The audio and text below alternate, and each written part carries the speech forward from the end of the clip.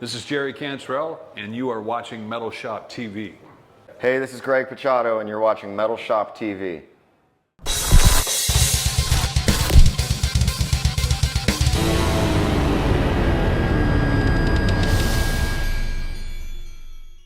Yeah, I mean, it was nice. I think we all experienced something, nobody has in their lifetime, pretty much, with the kind of a cessation of life to some degree. Some groups were affected a little more than others. Our job kind of depends on people getting together in large numbers. Yeah. And also traveling around in tight spaces together. Buses, hotel rooms, planes, and I definitely missed it.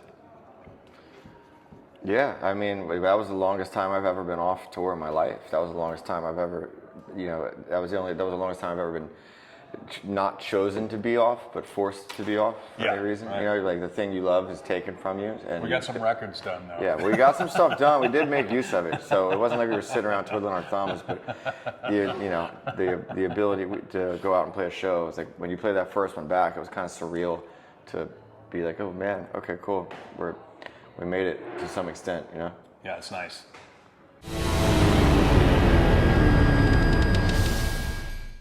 Just the different lineup, the different people. That's the only difference, really. Yeah. We met in the winter of 2019. Yep. Yeah. Yep. Right before Halloween. Yeah, it would have been right before Halloween of 2019. That's right. Yeah, because we went to the Rainbow and the Mask. Yeah. Yeah. and then we played. We played the first show together a month later. Yeah, like basically. 2 shows. Two shows, yeah. It's like, hey, what's up? Can you learn 25 songs, and have them ready to go, in a few weeks? It's like, okay, sure. But no, our friend Tyler Bates, who is a mutual friend, introduced us. And Gil Sharon. And Gil, Gil, who used to be in Dillinger, was in Manson with Tyler, and was close with Tyler, and they were already working on his record. But they tagged me in.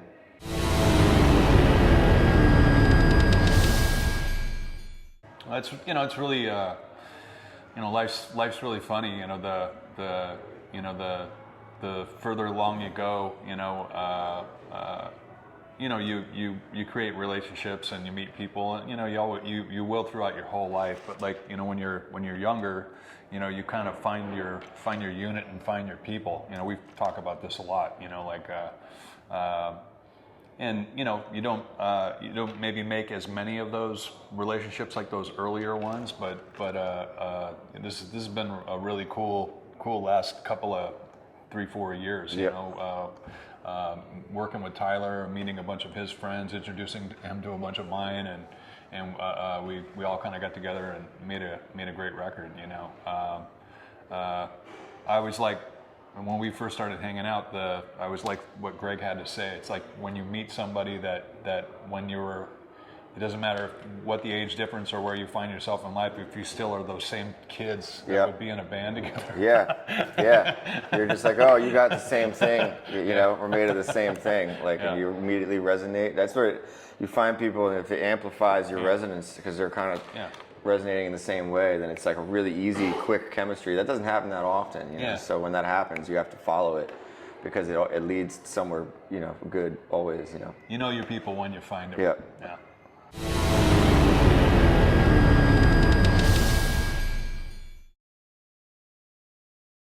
I think a little of both, Hopefully you think that, you feel that you're still moving forward and trying to achieve songs and sounds, and you hope that you're getting better at your craft, and I feel that I am as a songwriter, but also I feel kind of the same, I mean it's really an organic process. I don't know what it is about music, but I got the bug when I was a kid, and it's still in full effect. I love creating music. I love standing on a stage and playing it for people. I'm really grateful for the fact that somehow a lot of noise that I've made with my friends, a lot of other people really like too, you know, so, and that continues to be the case, and so that's pretty fulfilling, you know.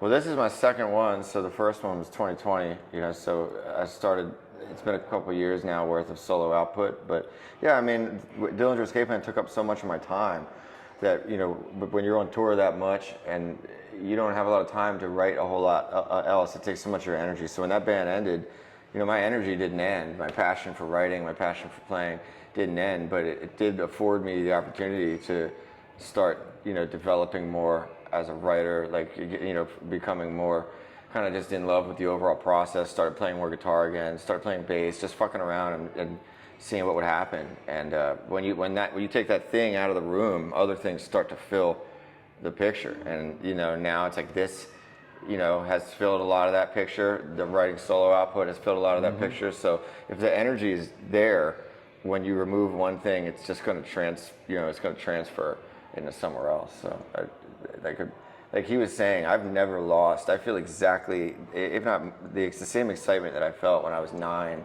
and first started playing guitar and like just, you know, realized that I could write something besides just playing along with someone else's. I still feel that same excitement now that I felt then. Like it hasn't diminished. I don't feel jaded or cynical. Like I feel the same amount of joy for it. So I think if you keep that, you're always gonna, that channel's gonna find a vessel over and over and over again.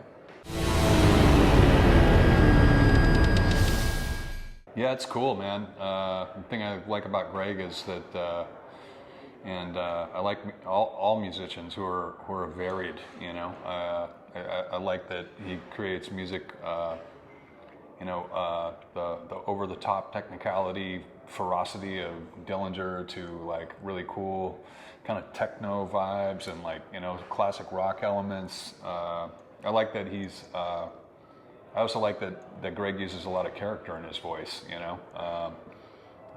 It's not the same thing all the time, you know, and that's cool. You got to be brave to be able to do that, you know, to be able to go into new territory, and that's something I've always, you know, tried to do as well. You know, sometimes the voice or the lyrical content kind of creates the vibe, and you kind of go with that. It's like playing a different role, you know what I mean?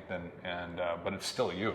You know, and it's pretty cool to I see that in him and admire that. He was one of the first people to hear it. Like he's heard the stuff in the pretty early stages, even the first one, because I was working on it at the same time. The first one as Brighten, and like we hang out all the time, so he hears all the stuff. And me being involved in Brighten was a big part of my confidence level for doing solo stuff on my own, because I was doing stuff, you know, at the same time. So seeing him take an idea from zero to completion, you know, as a one-person thing, and just kind of tagging people in to help him.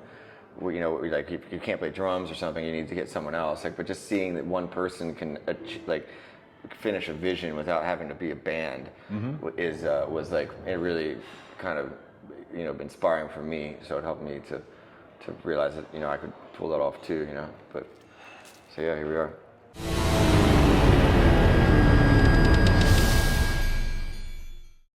It was tough, you know. It was tough. Being, you know, we having to start and stop a few times, and having to, you know, kind of break down and work in small groups. That's not necessarily so different, you know. I'm used to working with pretty much me and Fig, or me and Greg, or me and Duff. You know, like just little small groups. I don't think I've ever had somebody track in a different state, and we had Abe Laboriel Jr. did his drums in New York because he was locked down there, and I really wanted him to be a part of the record, and he was totally down, and so he kind of recorded it himself. I sent him the music, and then he recorded his drums, and then he sent it back, and then we re-recorded to Abe to lock, you know, and that was kind of unique. I'd never done that before, to not have somebody at least within the vicinity that you can go jam with or be with, you know. But you know, you make do, and you figure it out. in a weird way, I have to say, in a weird way, I think it's a better record because of the time spent on it, and because of the disjointed nature and period of time that it was made in. Abe is a really good example of that. He came into the process very late. Gil tracked the whole record, and it was a suggestion of our mixer, Joe Barisi. He's like, man, I hear two drummers on this record. You should let Abe track a couple. And we had a great keyboard player named Vincent Jones who came into the project right at the very end, and he added some really nice depth with keys, the string arrangement on Goodbye, all of that shit. And Duff, those three guys wouldn't have been on the record if it had been like a normal, normal timeline or whatever. So it became a much richer album. There's more depth and more players, but the one thing that's also kind of blows my mind is there's 10, 11 people on this record, including two drummers, and it still sounds like a band, and that's kind of cool. That's when you've achieved a good organic piece of work, It fits together. It's a real album.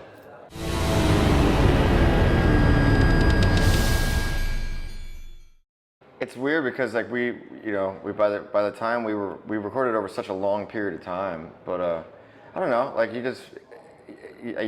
mean I don't really, it's hard to think about. Like I've been friends with people like that were, this isn't my first rodeo, so it's like I've been friends with people that were that I was a fan of when I was a kid, like since I was 21, you know what I mean, when Dillinger became really close with Mike Patton. And then, we became close with Trent Reznor, and then like we've known the Metallica guys for a long time. So it's like you just acclimate, but I don't think of people as being, and I don't think of things as that way. Like I feel like, we realized pretty quickly that, we're peers, and we are, I don't know. He's my buddy, so I don't know. I don't really think of it like that, to be honest with you. Like you get over that shit pretty quick. Like you really are. You get over it quick, man. I live in LA, so you get over that kind of shit real fast. Everyone's done something. Like so it's you're either cool or you're not, man. Like I either fuck with you or I don't.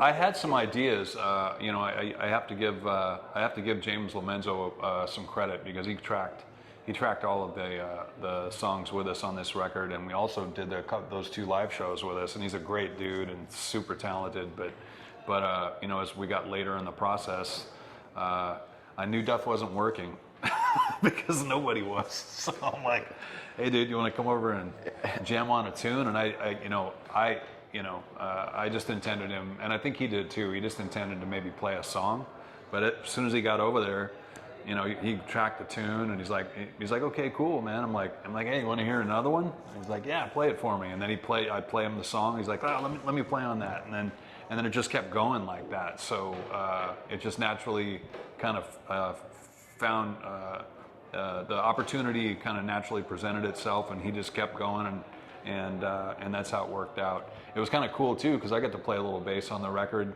and I'm not a bass player, so I can come up with some riffs here and there, and some musical parts that are really cool. And Duff and I, it was kind of cool to be produced by Duff because he cool. I'm like, how do if you would play this? He's like, you should play that song, like Siren Song. He's like, you should play that. It's a great bass line.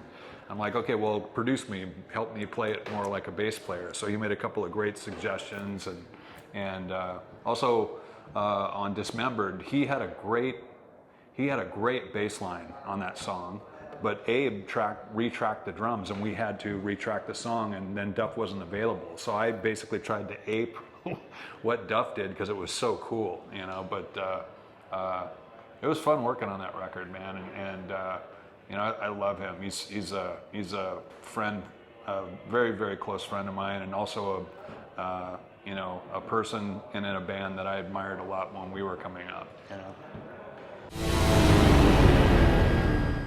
Oh, Appetite. Yeah. But come on now. Yeah.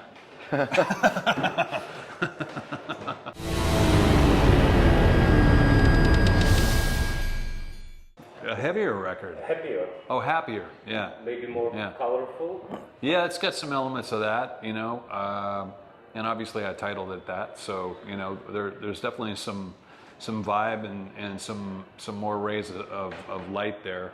I wouldn't necessarily call it a happy record. If you've read the lyrics, you know, I don't think they're quite happy, but that's kind of, you know, kind of where I am. Happiness is relative when you're talking about your writing.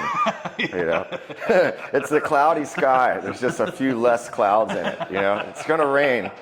It's not. It might not be a fucking thunderstorm or hurricane, but you're gonna get wet still. Like, that's a good point. That's a good point. Sunny is a relative term, dude, with you. But in comparison, you know, it does have a sound, and I acknowledge that, and you know, that's why I titled it that. But it's a different record, and they're all supposed to be different. You know, I think it's one of the things as an artist, and I think we all try to do this. You don't want to keep making the same record over and over, and you don't want to keep writing the same song. So I don't think any Alice in Chains record, I don't think any of my solo records, not one of them sounds like the other. You know, and that's cool, but it's got an identifiable sound. So that's what you're trying to achieve.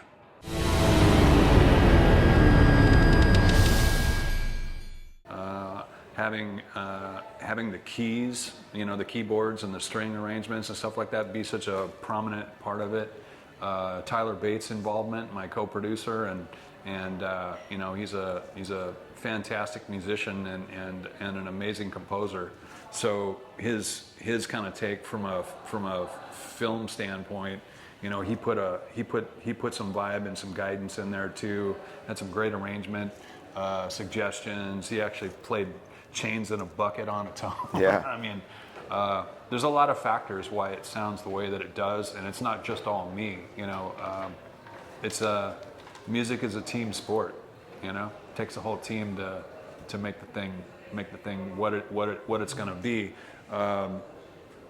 The fun part for me is that when you start, you don't have no fucking idea where you're going to go, and I didn't plan on, you know, having keys or pedal steel. It's just what the music starts to develop into, and as it starts to develop, it starts to tell you where it wants to go and what it wants to be.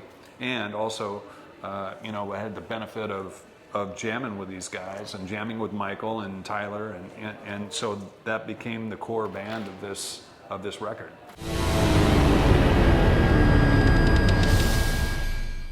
There's a few ideas that I've had around, and the rest of it was all kind of put together, you know, in the winter of 19. I collect ideas. That's what I do. You know, not every idea gets used. It's not every idea is right for a particular time or a record. You know, so I'm glad that a few of those ideas found their place on this record, and you know, I feel justified in the fact of putting them on there because they definitely deserve to be heard, you know.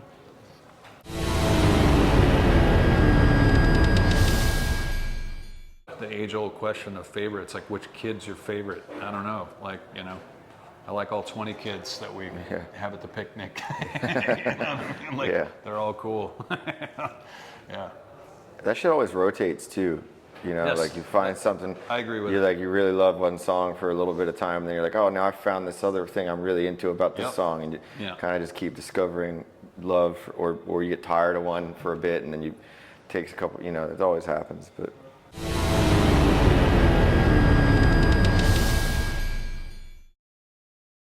It's always cool for me to come here because I have I have some family history from here. My grandfather's family was from, I think, not too far from here.